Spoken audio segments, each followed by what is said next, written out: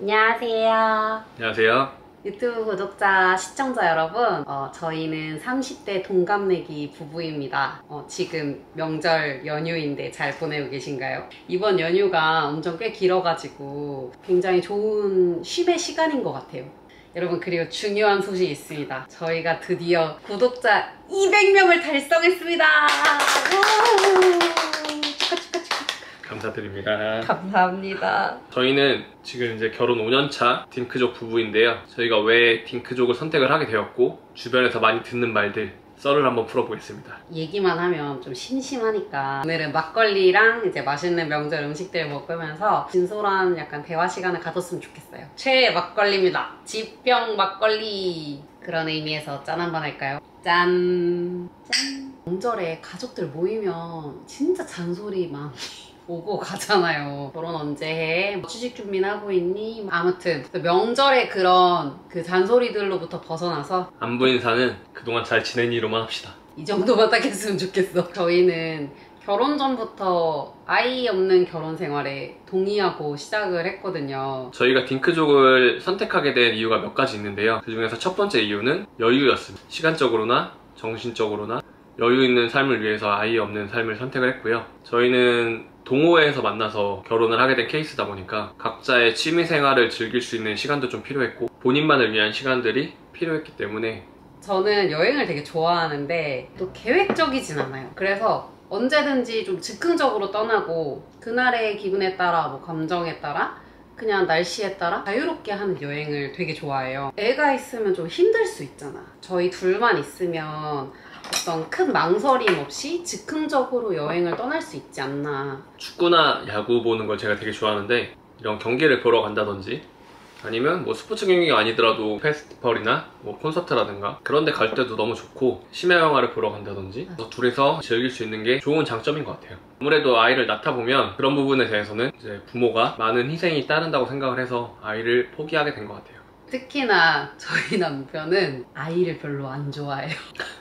그래서 육아에 되게 자신이 없다고 하긴 하더라고요. 싫어하진 않아도 좋아하진 않아요. 저희가 자발적 딩크족을 결심한 두 번째 이유는 경제적인 여유 때문이었습니다. 각자가 원하는 삶의 수준이나 원하는 지역이 있잖아요.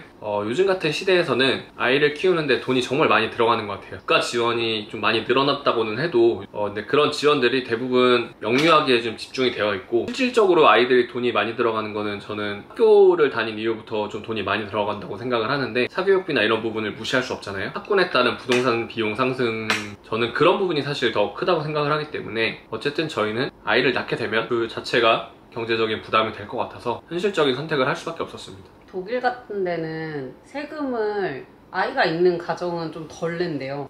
애 대학교까지는 학교 비용도 안 든대. 오히려 애를 낳아야 살기 좋은 나라.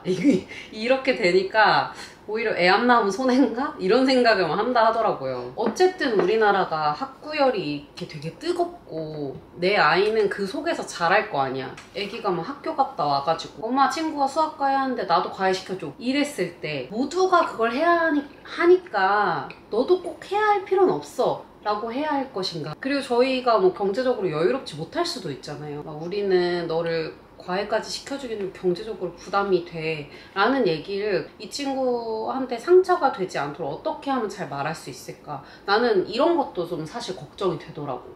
물론 이런 것들이 다 미래에 아직 발생하지 않은 지출이고 그치. 부담들이지만 아이를 낳는 순간 현실이 되는 문제이기 때문에 저희는 그 부분에 대해서 생각을 안 할 수가 없었고 저희 둘의 삶에 좀 부담이 많이 지어질 것 같았어요. 저희 두 사람의 앞가림도 좀 잘 못하고 사는데 거기 아이까지 추가되면 좀 더 부담이 늘어나지 않을까 싶어서 딩크족을 선택을 하게 됐고요.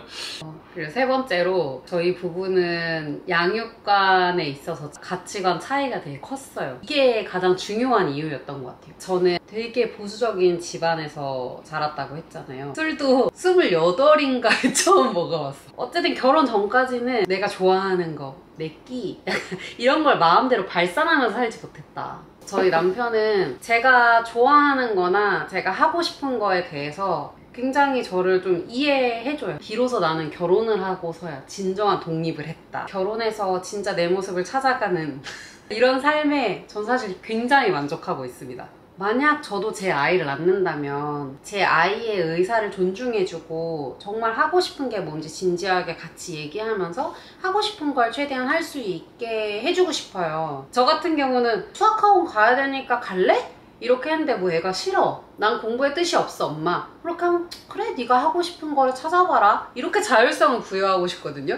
저희 신랑은 다들 가는데 너도 가서 공부를 해야지. 이런 식으로 부모로서 자녀한테 해줄 수 있는 최대한의 지원, 뭐 부족함 없는 교육 이런 거를 좀 해주고 싶어 하더라고요. 그래야 사회적으로 뭐 뒤처지지 않는다. 사실 우리나라가 상당한 경쟁 사회고 내 아이가 하고 싶은 걸 하게 하는 것도 사실 쉽지 않거든요. 진정으로 원하는 거나 잘하는 걸 찾아내려면 거기에 있어서 많은 부모의 도움과 지원이 필요하고, 뭐 예체능 쪽은 더 그렇죠. 본인이 세상에 태어나고 싶어서 태어나는 게 아니잖아요. 결국에는 부모들의 선택에 의해서 태어나는 건데 할 수 있는 최소한의 지원은, 교육은 해줘야 되지 않나. 근데 어쨌든 저도 그 남편의 이런 생각에 대해서는 굉장히 공감을 하고 이해도 해요. 이런 얘기를 저희가 계속 나눈다고 해서 그 가치관이나 생각이 서로 좁혀지거나 뭔가 합의가 될 것 같지 않았어. 일단 아이를 저희가 그냥 기분 따라서 즉흥적으로 안 낳기로 한 건 아니었기 때문에 그거에 대해서 상당히 되게 얘기를 많이 했었죠. 근데 맞아. 정말 평행선을 달리는, 뭔가 합의를 볼 필요가 있나 이런 생각이 막 드는 거예요.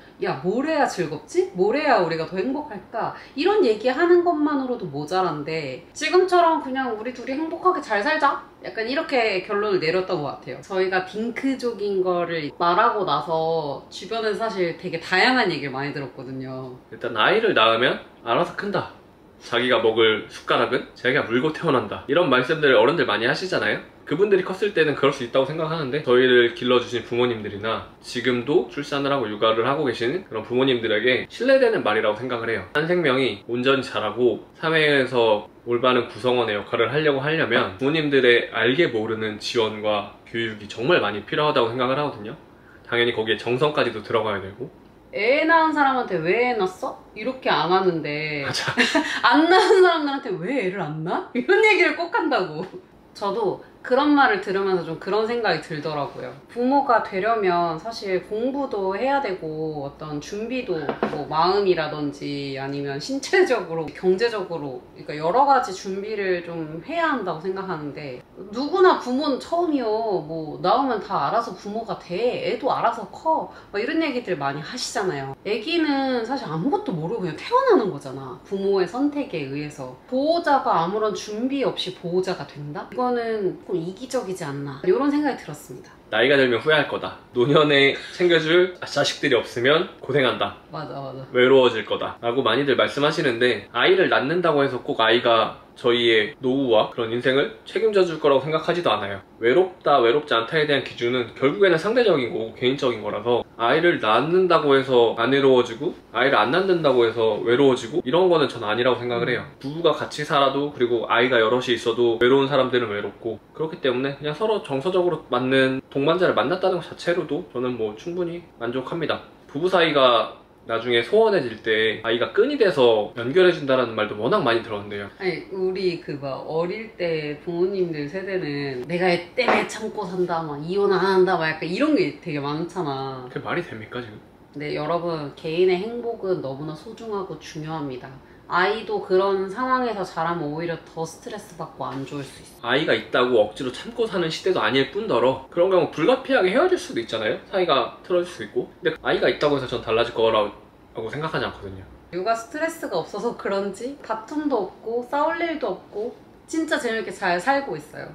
노후에도 돌아봤을 때 이런 것들을 생각하면서 그때 참 재밌었지, 행복했지, 이런 추억할 수 있는 좋은 그런 추억거리가 아닌가 이런 생각을 합니다. 아이를 낳지 않는 지금의 선택을 미래의 저희 부부가 후회할지 후회하지 않을지는 지금은 장담할 수가 없어요. 근데 어차피 사람들은 가보지 못한 길은 항상 아쉬움과 후회가 있을 수 있다고 생각을 해요. 지금은 아이를 낳지 않는 삶을 선택을 했지만 또 아이가 있는 삶이 시간이 지나서 궁금할 수도 있겠죠. 사실 이건 어차피 해소되지 않는 부분이라고 생각을 해요.